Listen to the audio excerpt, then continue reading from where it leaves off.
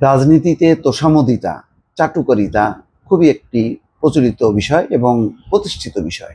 নেতার নামে যদি চাটুকারিতা করা না হয়, তোষামোদিতা না করা হয়, সেই মানুষের বা যিনি করেন তার কোনো মানে ভাগ্য খোলে না এবং তার ভাগ্যের উন্নতি ঘটে না।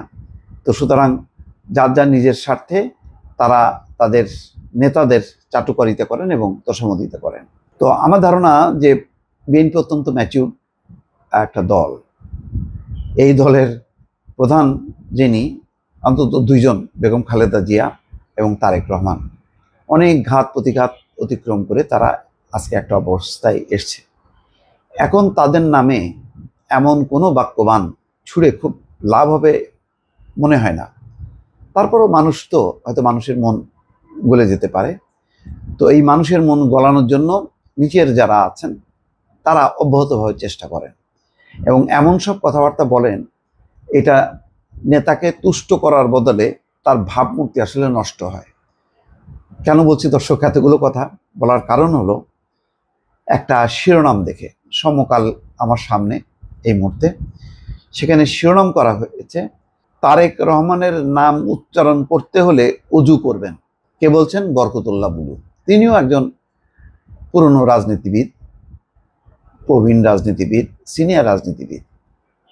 উনি যদি এই ধরনের কথাবার্তা বলেন, তাহলে ওনার কাছ থেকে অন্য নেতারা কি শিখবেন? ওই একই ধরনের চাটুকারিতা, তোষামোদিতা।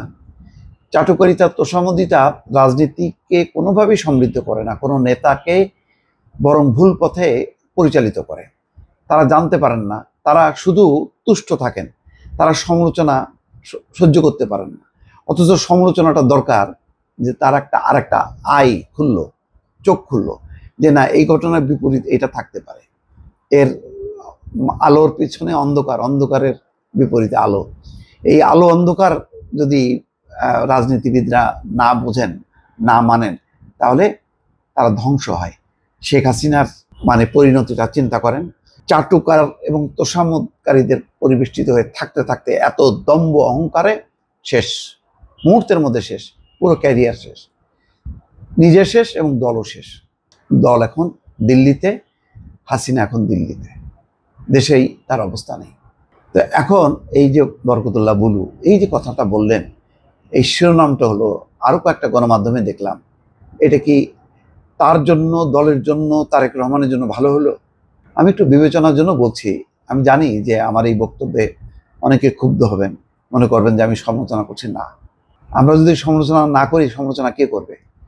দল করে কি কখনো দল বা দলের নেতাদের সমালোচনা করা যায়? সেই কালচার কি আমাদের এখানে প্রতিষ্ঠিত হয়েছে? হয়নি।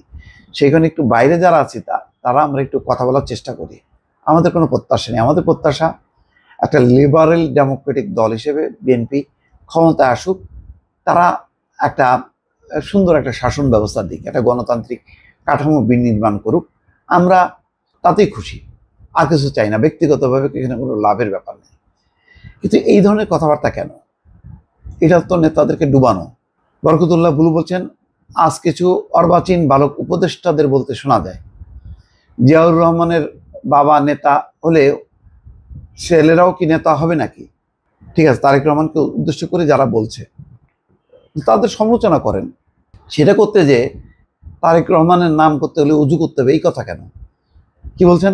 আমি সেসব অর্বাচীন নাবালক বাচ্চাদের বলতে চাই, বাংলাদেশের মহান স্বাধীনতার ঘোষক শহীদ প্রেসিডেন্ট জিয়াউর রহমানের পুত্র তারেক রহমান, বাংলাদেশের বৃহত্তম রাজনৈতিক দলের চেয়ারপারসনের ছেলে, শহীদ জিয়ার উত্তরসূরি হচ্ছেন তারেক রহমান।